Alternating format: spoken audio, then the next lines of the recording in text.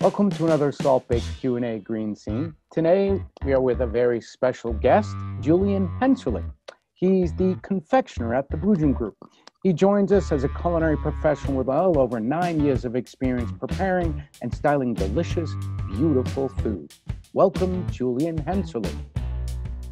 Tell us who you are, where you're from, Julian, and what you're currently doing at the Boojum Group as its confectioner. All right. Thank you for having me here and about all this stuff. My history and my experiences, born in Texas, but I, spent a lot of time growing up in Utah and then ended up moving to Indiana for grad school. I studied art for a really long time. And then during the whole time that I've always gone to school, my job's always been around food. Always worked in restaurants or other, private chef work, working with dietitians, things like that, sort of like a bit kind of like all over the culinary map, so to speak. Then ended up in New York and started working back in restaurants.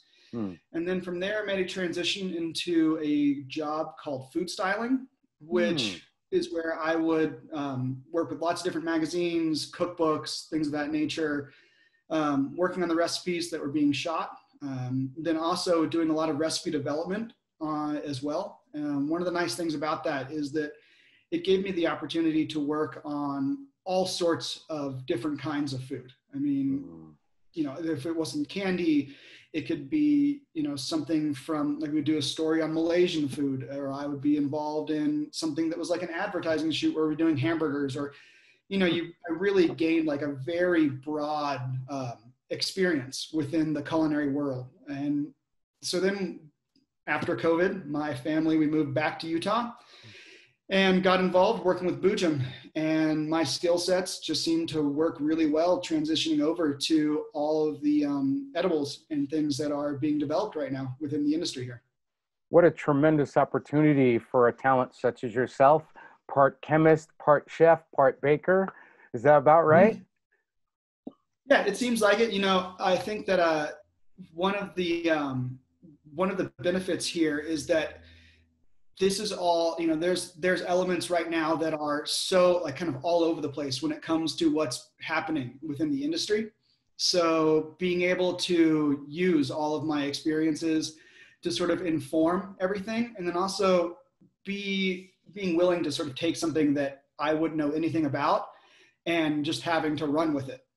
That's one of the things that I feel like a lot of my past experience sort of linked to was you'd get a recipe or you'd get an idea and they'd be like, well, this is something that you have to do now. And so you would just come to it in, whatever way possible. And that seems to be kind of what's happening right now with Boojum.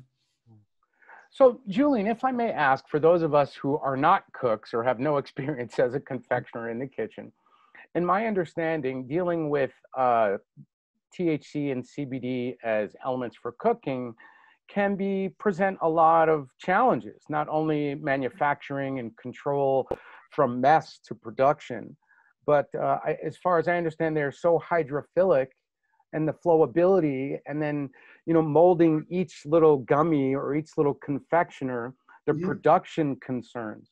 Could you speak to that a little bit about what's going on at Boojum and how you all manage from, choosing which resins to go with which? I mean, there's so much question in there, I know, but, could you explain a little bit about what your process is in developing a recipe for a certain edible?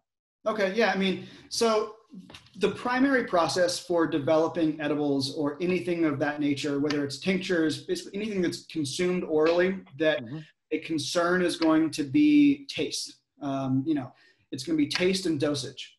So we start there always. For me personally, I think that dosage ends up being the most important aspect of this because we need to keep this consistent. So a lot of that really ends up being, for a lot of these edibles, a little bit of trial and error and a lot of math. And so, it's like one of the nice things about confection and all of the materials that we're able to use right now is everything is very scientific. I mean, we're not sitting here working on recipes where it's more about the ingredients individually. This is more about sort of the synergistic properties and making sure that everything works together and that we have everything really dialed in when it comes to the production and the development of it. Mm. Secondly, you know, for me personally, it is really like taste is then my major focus after that. Mm-hmm. And that's one of the things where I've noticed, having not worked a lot with CBD especially, but, you know, THC too, is that some flavors do not work together. I mean, with us working with, you know, starting to develop things with terpenes and adding that into materials, something, you know, it's like there's a level of trial and error, and there's also a lot of sitting there and sort of like having to break it down. What is it about this flavor that's off-putting?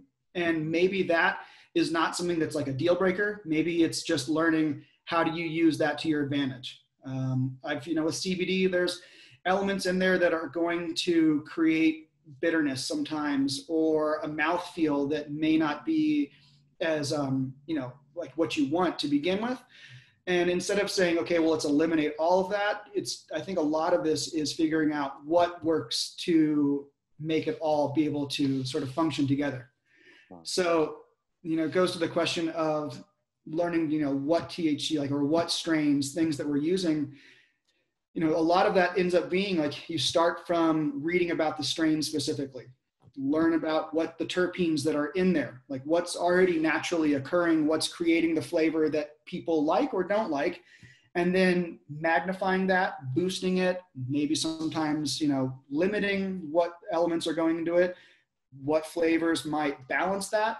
That's been a lot of this, is really like, okay, so does a citrus flavor work with this? Sometimes yes, sometimes no. Does something more herbal work with this? Sometimes yes, sometimes no. And, you know, we're really starting to see the differences between the flavors, the terpenes, the strains, and then the way that we are then using them for the edibles seems to be all a very holistic process. And that's been fun to sort of see, like, the building blocks that we're starting to create to get to that point. Julian, a question, and thank you for that answer. That was awesome. Sure. Curious to know, in your experience as a confectioner, cook, chemist, because I see all those sort of people as one and the same. Mm-hmm. Because I dabble in the kitchen, I know a very little bit about these things, but the chemistry of cooking is really what makes things happen. So before you came to Boojum, had you previously known or understood how terpenes factored into flavor? You know, it's an interesting question about terpenes, is that the way that they factor into flavor with THC was something that honestly, like, I've been learning quite a lot, right, starting here. That's being said, you know, the idea of terpenes, like what they are, like, you know, these flavoring components, they exist, you know, they're not just existing in cannabis. I mean, this is something that exists across the board and has been used in developing recipes and flavors for thousands of years. I mean, the idea of, you know, humulene, for instance, being something like a terpene that has been used in Chinese medicine that was developed, you know, it's the flavors, it's the idea that clove or these specific flavors that we might register actually have benefits. You know, think about cinnamon can be like something that calms you down, or like, you know, cloves can be something that like lends to like a relaxation. Even like, you know, thinking of like a chai latte or like the pumpkin spice latte thing. I mean, there is a flavor there that your brain is, you know, there's a receptor that's picking up on that and is saying, oh, this is doing something to me. And so that's the exact same thing that's happening with the additions of terpenes within cannabis manufacturing. So I think that really trying to keep, you know, not keep those two separate, but finding out, you know, where did this come from in the past? What is, you know, how has this flavor, or how have these, you know, flavonoids worked in the past? Why did they do this? And instead of just trying to reinvent the wheel, really looking back on the history of food and all this stuff, right, to be able to, you know, build on that. Where do you, what resources do you look to for your development? I mean, outside of Boojum, I mean, I know the science that's going on at Boojum is tremendous. I had the very great pleasure of speaking with Olivia Kuhlander a couple of weeks back, and she was supremely informative. And I've been reading the Boojum blog ever since, right? But I mean, what sort of things have you learned in your cooking and process? Um, The things that I've learned and like, what I'm using to sort of work along with this, I'm very happy that I have a large and very diverse group of people that I've worked with in the past. As from New York, it's quite nice to be able to call up people who work in test kitchens. I've worked with so many people within test kitchens, and bouncing ideas off them. And then, it's like, I would say, okay, we want to develop this. I'll, contact a few people and we'll just have a pretty normal conversation about, well, what does it taste like? Well, have you, developed anything similar to this in the past? How did it work? Okay, then you take it from there. And then we also have the benefit of having an actual, a chemist who works within the company, Chet Boxley, who I can then bounce ideas off of. Okay, I want to try to make something vegan, which I think is very important to me, to make sure that all the products that we're developing aren't using animal products, because I feel that cannabis really exists pretty central to the health and wellness, like food world that's happening right now. So that seems like a pretty obvious thing. And doing that, though, does open up a lot of, new questions, new problems, things that I've never experienced. So being able to, I can have one side that can help me with all the flavors with, maybe this is why I should use this. This is the percentages I use for this. And then being able to step over to someone like to a chemist and who actually, I can sit here and say, well, let's break it down. Why is this compound doing this? Why is this starch acting this way? Talking about, protein chains and things like that. So that's something that I've not done much in the past, but it's been quite fascinating to be able to learn right now. So it really is sort of like it's a yin yang of like being able to use the people that I worked with who solely are interested in the flavors and the, consistencies, and then talking to people who can really say, well, why is that? And what is the chemical process that created that? And then this is how you can then bring it all back around and create something that works together. Have you found or experienced it recently in your journey at Boojum surprising results? And if so, would you please describe what those were? Sure. I mean, I think that us developing, like working with terpenes specifically, has been something that I never, ever would have really thought about. I mean, when I started to develop lozenges or any of the flavors for that, it was really kind of mad scientist to a certain extent to begin with, where, I have flavors that we're allowed to use by the state, and then saying, okay, well, what is it, if we have a product that we're putting in here, and we're not trying to mask everything, this is not about like creating something that you have no idea that there is there's medicine inside of it. Because the flavor is in a lot of ways one of the major factors for the way it works for people.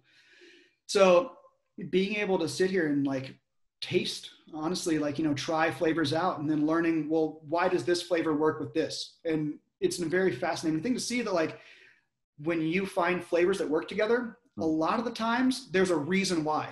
And the more you delve into the reason why, then helps the process immensely. And then you can say, okay, if we're going to do this and we're going to use this material, let's use this terpene or this flavor profile and find a way that it can be, very simplistic. That's really, I think, one of the terms that at Boojum that we're, I think, very interested in is the synergy, is like the whole plant is understanding all of the elements, the flavors, and how everything works together. And sometimes, it's like you get it very wrong. I mean, I have definitely in the process here made things where I'm like, oh, that does not work. And that's just as informative as finding something that does work, because you find out why doesn't it work, and all every single time that it hasn't worked, and the answer has been almost very basic. It's been, this is about something that maybe doesn't exist in this plant, like in this flavor, and you're trying to make something up that doesn't, it's not real. So there's I think learning, you were learning quite a lot about the plant in general. Wow. So may I ask, Julian, the difference between your past assignment in the world, I guess, was as a chef, and what you're doing now? What are the major things that are different? Okay, the major things that are different from my past experiences to this, always, it was very forward facing in the sense that if I was developing recipes or I was a chef, there's equally amount of like food as there is with managing so much, like a much bigger picture. Oh yeah. It's funny. I also, I've worked in restaurants and developed, worked in the food world for a good chunk of my life, but also I worked as a printmaker and went to, that's what I'm classically trained at the universities as a fine art printmaker. And it's of course, that makes total sense, right? Julian. That totally makes sense. Yeah. So it's been funny is actually how much more I would say this is more like studio practice than this is culinary world practice. So I'm glad that I have those, the experience of the food thing, but the actual, like, how am I developing stuff? I find that I am closer to being a printmaker than I am sometimes being a chef. Well, when you think about the way how something like a gummy versus a truffle is produced, perhaps, I don't know, I almost think when I see the things being filled, the trays and whatnot with the gummy material, it almost seems like that's printing. Because if you think of an inkjet printer, it's kind of the same process, right? Absolutely. And you said that, that's the word right there. It's process. And so much of this is, and again, like it goes back to learning about like, dosage and maintaining things so that there's consistency. That's all process. And that's being able to sit and, have a very Zen mindset of, you have steps, you follow those steps. Each of them, there's an adverse effect. If you skip something, if you change what, even the steps of like adding flavors, or when you add, any of the oils or like THC stuff, if those things go in at different times, you get vastly different outcomes. So in other words, recipes are hugely important. Absolutely. And, that printmaking really is managing recipes. I mean, if you're going to make a lithograph, you cannot play around. Like there's no serendipity when it comes to etching a piece of limestone that's 100 years old. And, you have to follow those steps down to how many drops of acid. If you do one extra one, you're completely different situation. And I see that it's exactly the same here. Is if you add too much here or not enough here, it does not work. What's the best thing you've tasted? One of your better tasting creations to date at Boojum? Which do you like best? I mean, honestly, some of like the tinctures, when we first started playing around with this, it was one of those things where I had absolutely no idea what I was getting myself to. I mean, I've used tinctures in the past, and it's always the same thing. It's like you get this like sort of generic vegetal flavor. You get what oil it's being suspended in. If you're very aware of what it is, and like you can pick up on those flavor notes.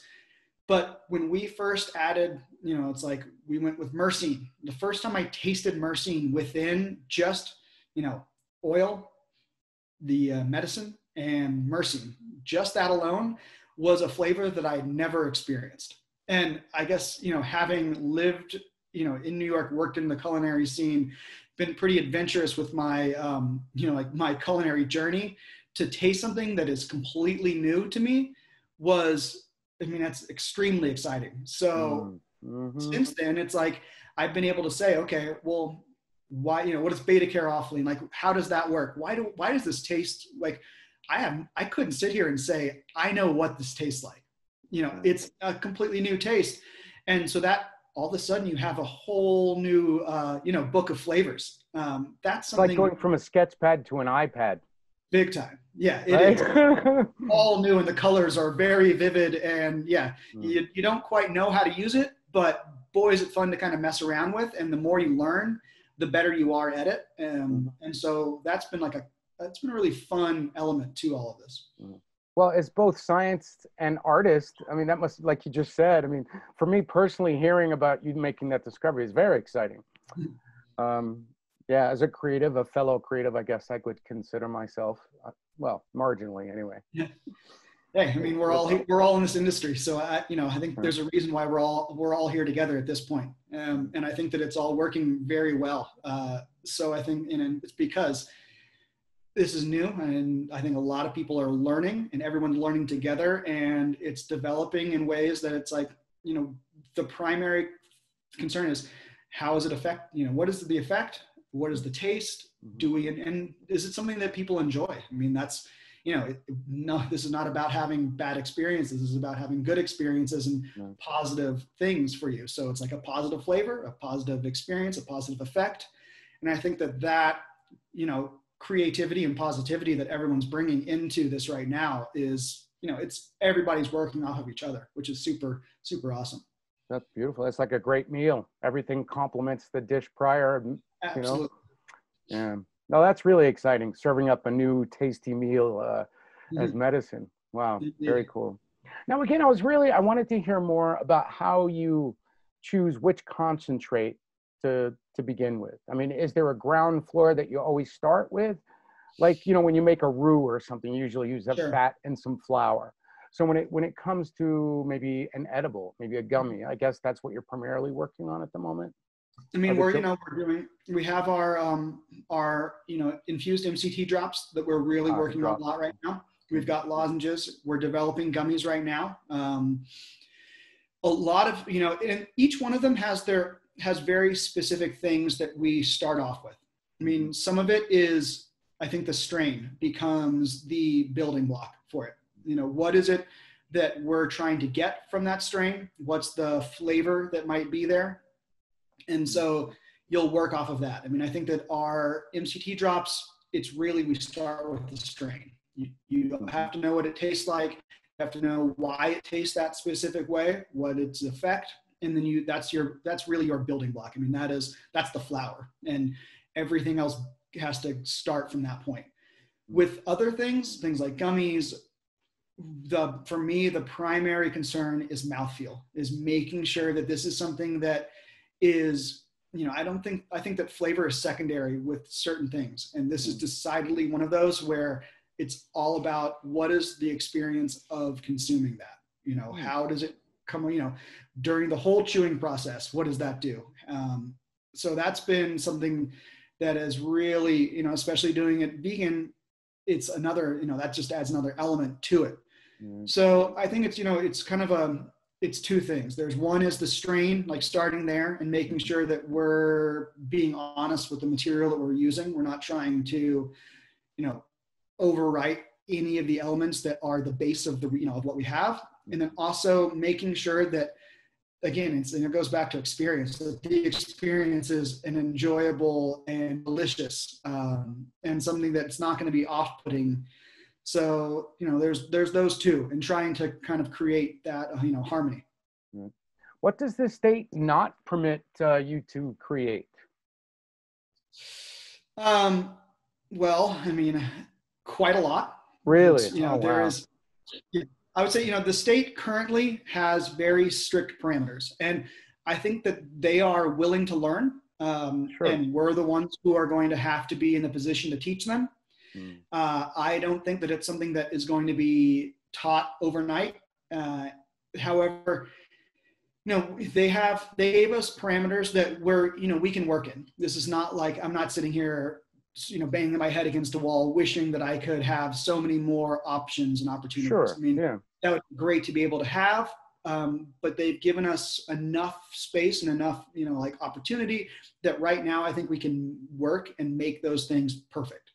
So in a sense, it's nice that we have a bit more focused and limited ability to develop things right now, because it means that we can really put our heads down and make it right.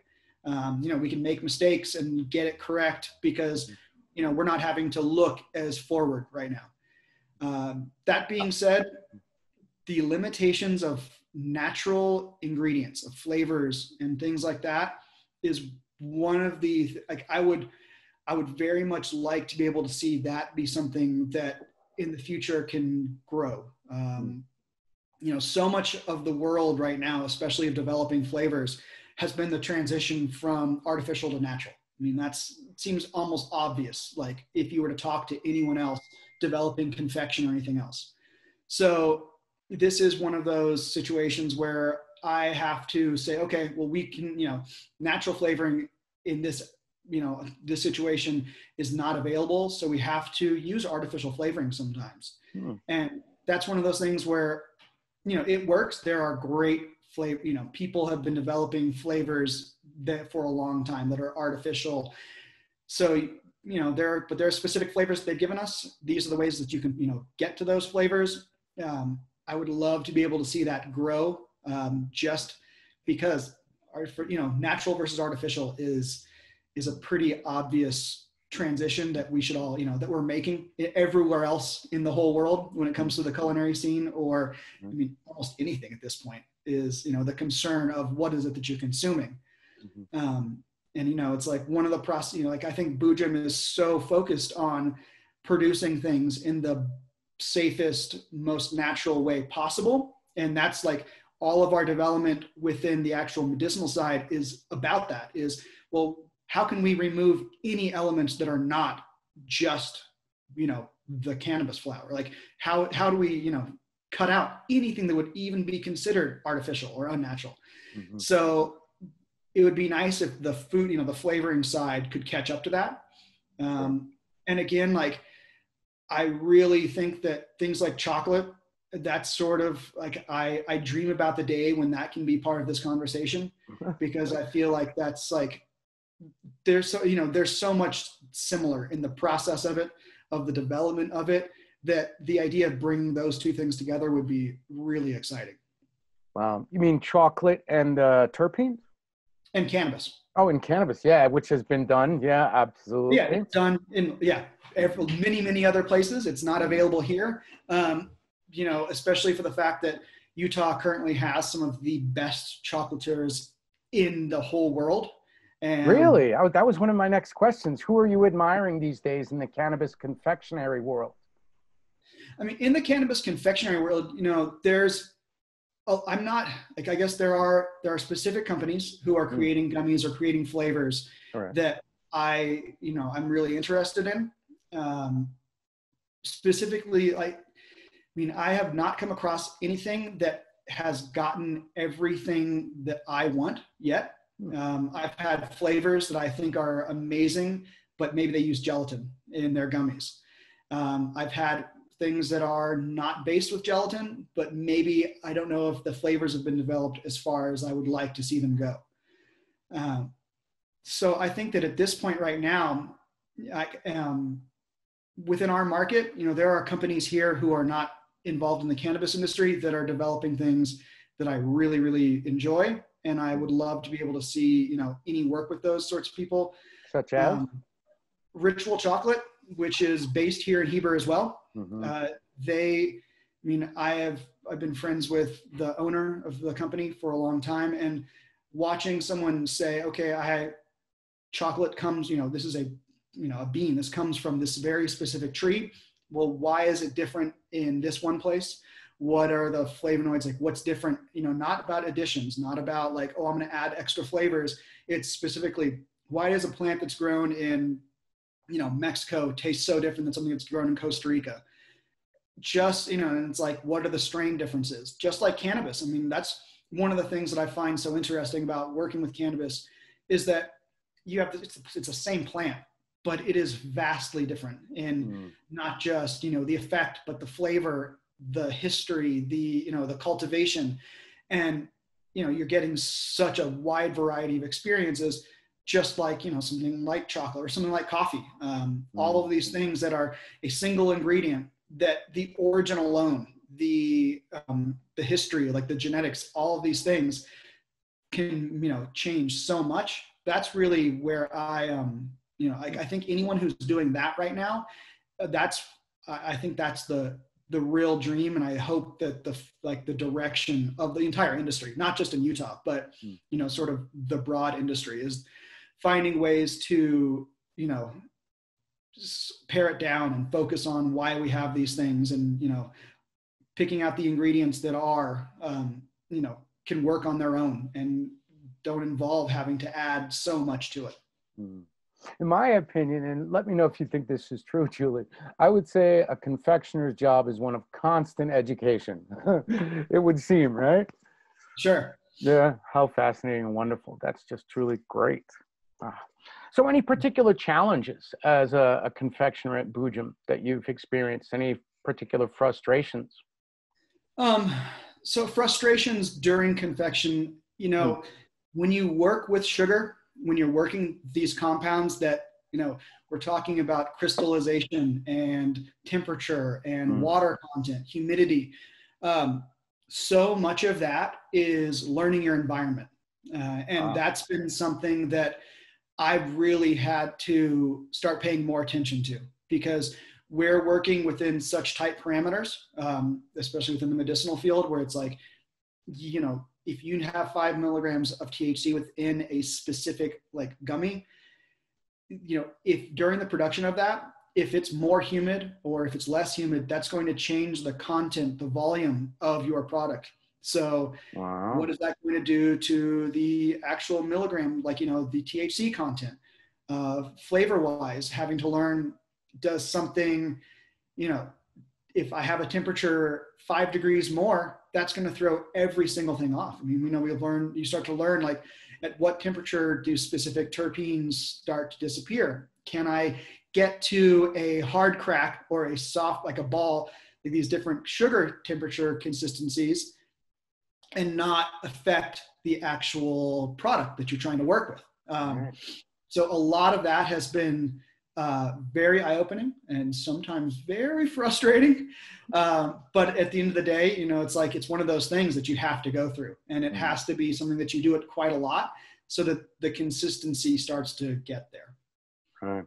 Yeah, I've experienced some hardening in the kitchen and sugar burnt. Making candy at home has been done by people forever. And for me, as a layman, thinking of what it must be like at the professional level where you are, wow, what an education. It's an interesting one. It is. I can imagine. So some of your greatest joys and discoveries as a confectioner in the cannabis medicinal industry?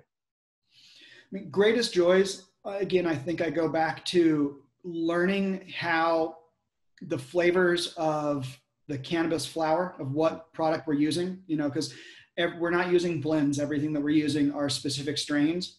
And I really would like, I like learning what flavors work with what strains. I mean, that's been honestly the most exciting part of all of this for me is, you've given yourself a constraint because you have this product that you're not, it's one specific thing. So it has, whichever strain you have, let's say beta carotene or myrcene or humulene are the primary terpenes in there. And then so saying, okay, let's learn about what flavor, what fruit may actually naturally have those specific ingredients in them. I mean, terpenes are not specific to cannabis. They exist in a insane variety of places. And they are what creates a lot of the flavors and a lot of the way that your brain experiences those flavors. So learning about that, that's not something that I ever was, having to engage with when it came to developing recipes. It's like, you want it to be delicious, but you're not sitting here saying, well, why is this delicious? What part, like what is the element in here that's affecting the brain? Why does it do that? And I've been able to then actually use that now. I mean, now I'm actually having the conversations of, that's something that Olivia is really able to assist, is say, okay, so if this specific terpene affects this part of the brain and does this one thing, and then it also shows up in this fruit or this vegetable or this herb, why is that? And then how do they work together? And it's amazing when you find out that they all do. It's like, if they, all these terpenes exist together in these different flavors, they work together and they all benefit from, sticking together in that sense. Wow, how titillating an idea is that? I was particularly amazed when I heard you say, like, and it seems so correct, Julian, when you said that, like, flavor and benefit, those two things work together so well. And I felt intuitively that rang so true, because think about it. Sometimes I crave weird things like broccoli, or an orange, and I know I need it. I mean, what an amazing relationship. I mean, have you ever heard that mentioned that the stomach is the second brain? I mean, it makes sense, saying like the stomach is, saying the stomach is the second brain. It's the place where, so much of what our, you think about like what are our senses being used on? We have our smell, which is, going to be used in the, eating process. And your stomach is the, what's ultimately taking all of that in. You have the taste. So again, like, we're talking about all of these senses that all work together. There are very few times when I think you're taking so many of your senses into one very specific experience. And, as we can then refine that and we can say, okay, if you're tasting, like you're talking about, craving broccoli or things like that, for instance, I mean, sometimes it's like craving something that might be, I think in beer might be one of the, like the good representations of that is sometimes people really like an IPA that tastes like you're drinking the piney woods. I mean, that does not to like, if you just to like, casually throw that out there, people are like, you drink something that tastes like piney woods. I don't know if I'm going to be like, that sounds very inviting. That being said, I mean, now we're talking about pinene and limonol, like all of these terpenes that affect that. Well, all of those things have uplifting properties. They affect your brain in ways that are, mutually beneficial and are doing, things for you. So, it's like you override like some of your questioning of like, why would I ever want to taste that? Or why do I want that? There's, a lot of the times, like you're saying, there's reasons why you want those flavors. And there's reasons why those flavors then help affect that. So I think a lot of it comes down to that part of it. Wow. That's fabulous, Julian. From cannabis plant to table. Sure. Hey, is there anything else you'd like us to know about what you're currently working on, what we should expect from Boojum Confectionery? I mean, the gummies are going, that's our next big step. I think that, we worked on lozenges. We had some hiccups with just the, like learning packaging, learning development, learning ways that things can like stay longer, not, having as many issues. There's that part, but also with the lozenges is really trying, or like with the gummies, is trying to make a product that is completely new, specifically, especially for this market. Like, it's funny, for a while, like while I was starting to develop, like working on the gummy recipes, I was using recipes, like stuff that already existed. And I'm amazed how fast I had to just throw that stuff out the door and actually start from the building blocks. Right. So I think that, any of our products, it's not something that you're going to have experienced or is going to be relatable to other companies. I think that one of the nice parts of what we're doing here at Boojum is that we're creating like we're making our own recipes. And we're trying to say, okay, people do things and they do it well, but how can we make it our own and make it, so much better and so much ours? So I think that in the future, hopefully you're going to start seeing, things that other people might not be doing. And things that are coming from a very different standpoint. It's like, we're not just trying to make one product. We're hoping that we can diversify our, the edibles within, what the state parameters are and be able to build relationships with, like the farmers or the people who are creating any of the materials that we're using. And I think that that's going to be like, that's really the thing that Boojum is, like on the forefront, and we're trying to really focus on. And I think that people are responding to is that this is not anybody else's. This is Boojum. This is something that has been, like sparing no expense. We're trying to use every element and learn every process and do it so that it's completely ours and is all about having the best that we can come up with. So exciting to hear, Julian. Truly exciting. And with that, I think we're just about out of time for today, Julian. So from everyone here at SaltBaked City News, we want to say a warm, heartfelt thank you for being with us. Thank you very much. Always a pleasure to be able to talk. Hey, fantastic. And you know what? I can't wait to continue a dialogue with you about, because I have this notion of pairing cannabis, and I'm not sure I know how to do that, but if we could maybe talk about that, if you're open to it.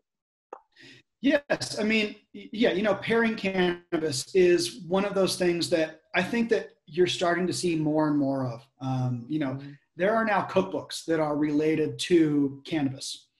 I think that, there's restaurants that are doing that. So you know, it's now become an ingredient that if, you know, in places like if you're interested in using it, that it's starting, you know, it's not out of place. I mean, no one's going to question why, you know, why does smoking or, you know, why does consuming this specific, you know, cannabis product, why does it work with something? Why does this flavor work with this one thing? And, you know, just like how we're working with creating, you know, any of our MCT drops or, you know, lozenges or gummies, food is the same way. I mean, you know, I was just reading something about like specific terpenes, and they kept referencing it as the end of the meal snack. Like this is the flavor, this is the terpene that is the ultimate thing to cap your evening, because it's one of those things that is, you know, maybe more on like the sweet side of flavors. It might be something that's a bit